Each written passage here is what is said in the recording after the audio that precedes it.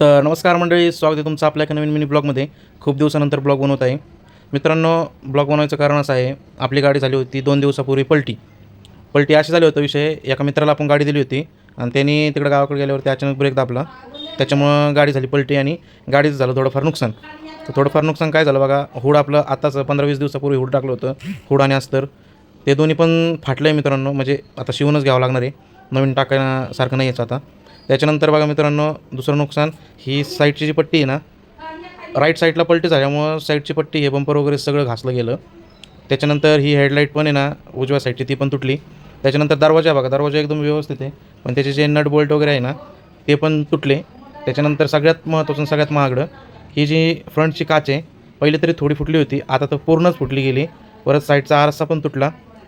आणि सगळ्यात महत्त्वाचं, टायराचे तुम्ही हाल बघा काय झालं. टायर डायरेक्ट 2 भाग झाले टायराचे, दोन आतमध्ये ट्यूब होती, त्याची ट्यूब काय आता करा, ट्यूबलेस नव्हते ते टायर, चला जाऊ द्या, असू द्या. त्याच्यानंतर बघा मित्रांनो, आपण आणली आता ससानीनगरला गाडी नीट करण्यासाठी. बघू आता इथं पैसे वगैरे किती होते ससानीनगरला आणला. आपल्याला सांगितले आहेत 2200 रुपये काचीचे आणि 300 रुपये फिटिंग. तसेच मिरर आपण आरसा घेतला आहे 350 रुपयामध्ये, 2 आरसे बसून घेतलेत. शेवटी आपली काच आलेली आहे. काच बीस टाकून घेऊ आता आपण. तर बघा, भाऊने आता काच काढली, सोपं नाही असे काच आपल्या डोळ्यासमोर निघायचं ओरिजिनल, खूप त्रास होतो माहिती आहे का. 2500 रुपये गेले. 350 रुपयाचा ग्लास.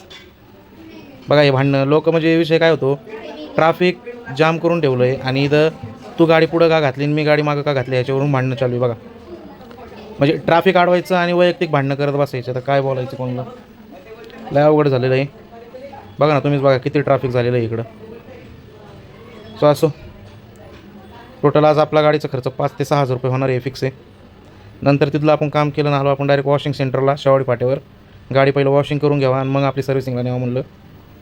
तर सगळ्यात पहिलं आपण गाडी वॉश करून घेतली, म्हणजे स्वच्छ वाटेल सर्व्हिसिंग करणाऱ्याला पण. त्याच्यानंतर शेवटी आपण आणली, गाडीची सर्व्हिसिंग केली. 2200 ते 2300 रुपये पूर्ण ऑल सर्व्हिसिंगला गेले. तर मित्रांनो, व्हिडिओ आवडला असेल तर लाईक करा, कमेंट करा, शेअर करायला विसरू नका. धन्यवाद.